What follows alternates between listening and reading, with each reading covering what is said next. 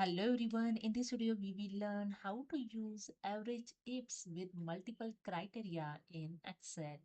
So let's start this by Excel, and here you can see I have a data, and here I mentioned the multiple criteria, year and product, and here I'm going to calculate the average amount as per these two criteria.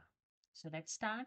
So simply select a cell, use this equal to and enter the average ifs function. So select the average ifs and select the first average range. Okay. So here I select the average range is total amount. So here I'm going to calculate the average amount as per the total amount, right? So average range is total amount. So I select the first cell, use the shortcut key shift control down arrow to select the entire range of data. Okay, range of column. Okay, then use the comma. Then criteria range, criteria is year and product. This criteria range is the year column. This criteria range is a product column. So criteria range 1, year column. So I select the cell and use your entire range of the column. The criteria 1. Then criteria 1, comma, the criteria 1 is year 2023.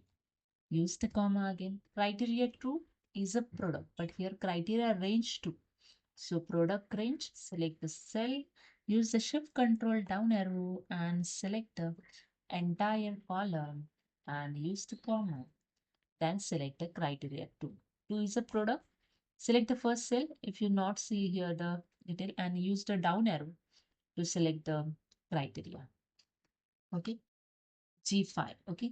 Then bracket closed and just enter. And that's it. Here we see the average amount is calculated with the multiple criteria in Excel. So hope you understood. If you like this video, please subscribe. Thank you so much.